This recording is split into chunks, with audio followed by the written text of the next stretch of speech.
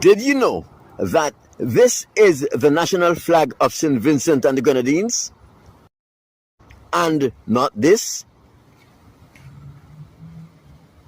Name is Chief Strongblood, St. Vincent and the Grenadines' favorite and most hated son, the diaspora machismo. Today we are going to deal with a series that is called Lest We Forget. And we are going to deal with the Right Honorable Robert Milton Cato. It was late 1978 and early 1979. Just 4 years after Milton Cato has regained the post of Premier. The Right Honorable Milton Cato, the first Premier of St. Vincent and the Grenadines, went shopping for independence. Milton Cato had a portfolio of impressive projects, which includes government social program, increased export,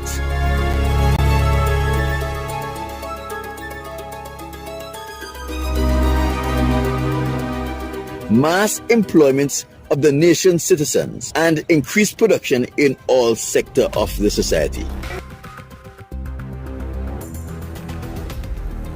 The Right Honorable Premier of St. Vincent and the Grenadines, Robert Milton Cato, invested heavily in the infrastructure of the country, and he encouraged private citizens to invest in the country also. There were many factories that were producing commodities to be exported, and Milton Cato invited foreign companies to come to St. Vincent and the Grenadines to mass produce their products. The Crown-appointed representative on the island, the governor, would have already validated that these projects have actually took place and were functioning. The Crown were impressed with the level of progress the locals had made after acquiring statehood. Milton Cato's progress baffled the Crown. In other words, St. Vincent and the Grenadines were doing quite well. The economy of St. Vincent and the Grenadines under Milton Cato's government was the best the economy have ever been since 1779, when the British gained full control over St. Vincent and the Grenadines after the last Carib War. And if the progress made under Milton Cato government was not enough, Milton Cato also had in his portfolio several projects that is yet to be implemented. One such project was a sugar factory. Prime Minister Milton Cato purchased an old sugar factory from Guyana. Even if the mill was old, the rationale behind the purchase as followed. St. Vincent and the Grenadines was spending millions of dollars importing goods. St. Vincent and Vincentians had the resources and the skill to produce at home. Each year, St. Vincent and the Grenadines spent millions of dollars on the importation of sugar, a product St. Vincent and the Grenadines and Vincentians had the resources and the skill to produce. After all, St. Vincent and the Grenadines once produced sugar in very large quantities. St. Vincent and the Grenadines also spend over $1 million each year on the importation of molasses. We must never forget that molasses is a primary byproduct of sugar production, which is the key ingredient that is used by the Montic distillery in the processing of the very popular Sunset Stronghold. This old sugar mill, when up and running, is going to have a positive impact on St. Vincent and the Grenadines, the economy, and on Vincentians. Apart from preventing St. Vincent and the Grenadines from spending millions of dollars each year on the importation of sugar and molasses, the operation and the function of the sugar factory was going to save the St. Vincent distillers a huge chunk of money, shipping molasses from Barbados and Guyana to St. Vincent and the Grenadines, and save the St. Vincent distillers in the transportation of that molasses from Port Kingston to its factory in Georgetown, for the sugar factory will be set up in Georgetown. Sugar factory is going to provide employment for factory workers. It is going to provide employment for field workers. It is going to provide an opportunity for those who are not farmers to get involved in the business of farming and produce an income for themselves. It's going to produce an opportunity for established farmers to expand their farming and produce a new crop, as in sugarcane. And the sugar production was going to increase the GDP of the country. Another good thing about the sugar factory, no one had to go looking for a market because a market was already available and would be available in St. Vincent and the Grenadines, and therefore there were no shipment costs. The Right Honorable Milton Cato also had, as part of his plans to be implemented, a brewery, the St. Vincent Brewery Limited. The brewery will provide more jobs for Vincentians, but more importantly, Premier Milton Cato worked it out so Vincentians can share in the profitability of the company. One of the conditions of operating in St. Vincent and the Grenadines was the company had to issue shares, so Vincentians who are interested can purchase shares and benefit from the profits of the company. Upon reviewing Milton Cato's certified portfolio as it relates to the projects that were implemented and the projects yet to come on stream, the Crown was very impressed. The level of work done and the development strides that were made in so short a time was highly impressive. Even if the Crown wanted to, the Crown was unable to deny St. Vincent and the Grenadines independence based on the criteria. Added to that, Milton Cato put forward a strong argument for independence that the Crown could not deny. Not an argument of what he will do if the Crown granted him independence, but what he have done to prove that the people of St. Vincent and the Grenadines is capable of growing the economy and developing the country. From the economic growth and the other developments that St. Vincent and the Grenadines have experienced, it was clear St. Vincent and the Grenadines were ready for independence. Therefore, Milton Cato returned home to wait for the reply from the Crown. However, while we waited, on Friday the 13th of April 1979, the citizens of St. Vincent and the Grenadines had a rude awakening. There was a strange rumbling coming from the mountains, after which a large mushroom-shaped plume of ash filled the skies and blocked out the sun, changing the bright sunny day into night. The sudden eruption of the Lasufre volcano caught the citizens of the multi-island state by surprise and terrified everyone. Some people thought God came back for his role. Some people began to cry because they were sure they were going to hell. Some people began to pray and repent, trying to make a last-ditch effort to make it into heaven. Most of the people who knew what to expect in the event of an explosive eruption of the Lasufre volcano were already deceased. The last major explosive eruption of that volcano occurred 77 years ago in 1902.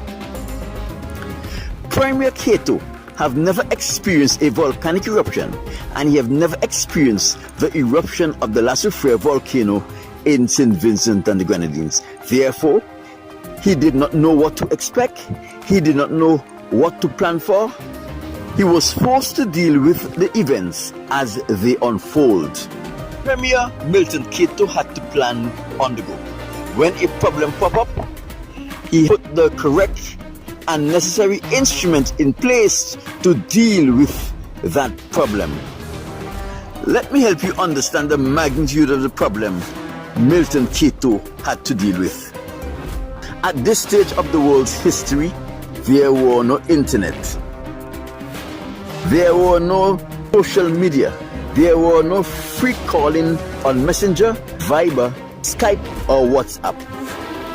There was no cell phones. The means of two-way communication was the landline, and not much people had telephones in their homes. There were 1 or 2 phone booths in each town and large villages, and these phone booths had to service the entire village and or the town. The roads that led to and from rural areas were very treacherous. This was so because of the topography or the geographical layout of the island. The roads were skillfully hacked into the mountains. Therefore, they were narrow, winding, with steep cliffs below.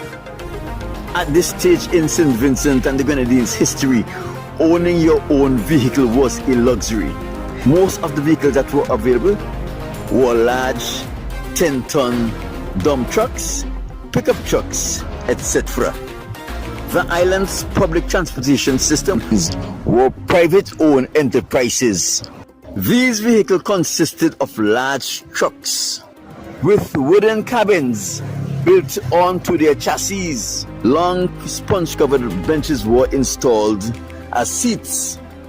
The seat area and the backrest of the benches were sponge padded and covered with vinyl for added beauty and the comfort of the passengers. Premier Cato did not know what to plan for. There were problems with the communication system, and there were problems with the transportation system.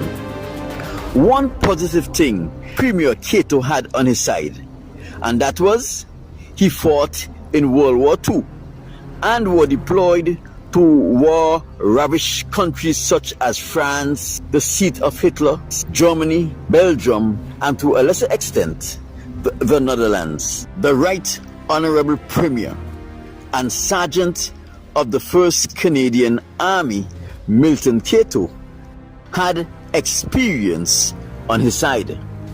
In that, as a sergeant in the 1st Canadian Army, he would have been a part of the planning of the relief and the implementation of the relief effort in those war-torn countries he served in. The Right Honorable Milton Cato was very calm when he dealt with the unforeseen natural disaster that was forced upon the country he had political responsibility for. If people could not understand the level of calm the Premier displayed and thought him to be very insensitive. Of the 20,000 who were evacuated without a single death during the actual eruption, at the very beginning of the eruption, it is on record that he said, "Don't panic." And he kept repeating that, "Don't panic." And I suppose over the next few months, he was able to keep his cool to a certain extent and keep the country together when we were under a series of problems that would have resulted from the eruption. However, Milton Cato would have seen hundreds of dead bodies in the war. And when he was deployed to war-ravaged countries, he would have seen the unearthing of thousands of Jews that were allegedly killed in the Holocaust. In St. Vincent and the Grenadines during the eruption, no one died, no one was seriously injured. The only thing that happened was some properties were damaged and crops were destroyed, all of which could be replaced within hours. Milton Cato was able to coordinate the evacuation of more than 20,000 people from what is considered the danger zone to a safe place on the island. When you consider the destructive capacity of the Lasufre volcano, there is no safe place in all of St. Vincent and the Grenadines. The only people who were not evacuated were those people who made a conscious decision not to leave their homes for whatever reason. Almost immediately, Evacuation centers were designated and people were housed. The following day, several teams from the Public Works Department were dispatched to the evacuation centers to provide added showers and any other thing the centers may need for the comfort of the evacuants. Within a few days, cuts arrived from overseas to ensure that the displaced people had a comfortable place to lay their heads at night. How Premier Cato did it at that stage of the Earth's history, I still do not know. However, Milton Cato ordered and had emergency shipped to St. Vincent and the Grenadines a lot of items that were needed for the evacuation centers and the displaced citizens. In a matter of days, the evacuation centers were up and running very well. When we all consider the 2021 volcanic eruption in St. Vincent and the Grenadines, there were several things Prime Minister Gonsalves did not have to deal with that Milton Cato dealt with. Prime Minister Gonsalves did not have the element of surprise working against him as Milton Cato did. Prime Minister Gonsalves knew at least 6 months in advance that the La Soufrière volcano will soon transition into an explosive eruption. Prime Minister Gonsalves was an adult when the volcano erupted in 1979, and therefore he knew exactly what to expect. Premier Cato did not have that privilege. Prime Minister Ralph Gonsalves had a team of volcanologists on the islands of St. Vincent and the Grenadines, as well as a team of volcanologists in Trinidad and Tobago, monitoring the volcano 24 hours a day for many months in an effort to give him an approximate time.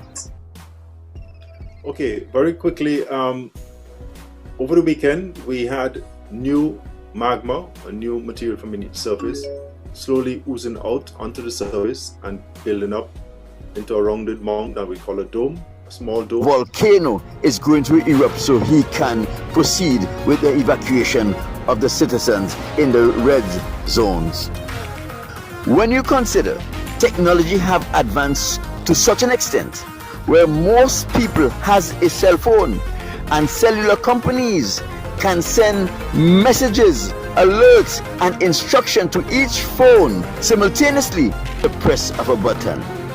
When you consider the roadway and transportations in St. Vincent and the Grenadines have improved when compared to 43 years ago. When you consider technology have given everyone the ability to make purchases and to have their purchases shipped or delivered to their homes within 48 hours, something Milton Cato was able to do 43 years earlier. Prime Minister Gonsalves saw and knew how Premier Cato dealt with the 1979 volcanic eruption in St. Vincent and the Grenadines, and therefore he was not expected to reinvent the wheel. Prime Minister Gonsalves' responsibility in the eruption of the volcano was to repeat the things Prime Minister Cato did well and to ensure he did not make the same mistakes Prime Minister Cato did. Ralph Gonsalves' effort to recreate the wheel endangered life and create hardship, especially for the displaced citizens of St. Vincent and the Grenadines. It's added evidence that Ralph Gonsalves is an incompetent fool. We must hail the Right Honorable Robert Milton Cato as being not just a genius, but a goddamn genius. Because he always was willing to share with you a number of things, a number of his own past experiences. And one of the first things really that impressed me about him was his ability to make decisions quickly. Very often you find a number of persons who can't make decisions, and some who can make decisions who take such a long time to make those decisions that by the time they're made, it's useless. But I found that he was able to make his mind up about certain matters and to act rather promptly. During the 1979 volcanic eruption, the opposition to independence tried to persuade Premier Cato to stop his pursuit of and for independence. The chief of those were James Mitchell, a member of the political opposition in the House of Parliament. Milton Cato knew the volcano was not going anywhere, and if we cannot pursue independence with the threat of a volcanic eruption, we will never be independent. For the very presence of the volcano is a threat of an eruption.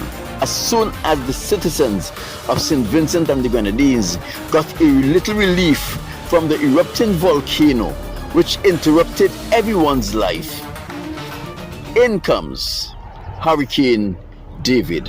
Hurricane David struck the islands of St. Vincent and the Grenadines and destroyed that aspects of our agriculture that survived the volcanic eruption. Many houses were destroyed. Several houses lost their roof, and there were landslides all over the country, which was resulted from the pouring rain that came with the hurricane. By this time, the citizens of St. Vincent and the Grenadines were exhausted by all the natural disasters they had to go through. However, at midnight on October the 27th, 1979, the Union Jack, the ever-present symbol of 200 years of colonial rule, was slowly lowered, while simultaneously the new flag, which represented a new beginning for St. Vincent and the Grenadines, slowly and patiently rose. This all-important transition was accompanied by the sounding brass of the Royal St. Vincent and the Grenadines Police Force Band as they play with pride the national anthem of St. Vincent and the Grenadines, St. Vincent Lands So Beautiful.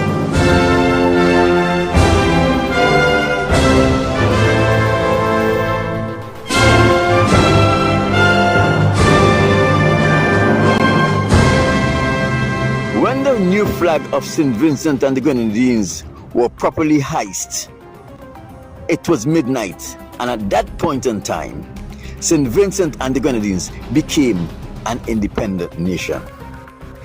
It was not an easy year, but we made it. Every Vincentian was filled with pride. Now, we can chart our future. We can chart our destiny. This newfound sense of pride spilled over into our national football team, which was put on display when we took part in the 1979 Caribbean Union Football Championship. The Trinidad and Tobago national team, a team the St. Vincent and the Grenadines national team was unable to beat, fell to St. Vincent and the Grenadines like Goliath fell to David. That put an end to the constant bullying of the Trinidad and Tobago national team of St. Vincent and the Grenadines national football team. And the Suriname national team, which outspent and outclassed the St. Vincent and the Grenadines national team, also suffered the same fate. Just when St. Vincent and the Grenadines and its citizens began to get a little relief from the stresses of natural disasters and began to relish in the newfound pride that now swept over the island and into our consciousness, the pride of becoming an independent nation and the pride that the national football team brought to us. And as we settled in and prepared for Christmas, on December 6, 1979, there was an uprising in Union Island, one of the small islands in the Grenadines. It is not the intent of this docuvid to determine the validity of the concerns the uprisers had, but unfortunate for Bumbo Charles and his followers, they were not aware that Milton Cato was a sergeant and a veteran in the 1st Canadian Army with real combat experience, who actually fought in the Second World War and did duties in war-torn countries. The revolution did not stand a chance. Prime Minister Cato was the real deal. Immediately, Prime Minister Cato organized a force of Vincentian police officers and members of the Barbados Regiment and put the attempted coup to rest.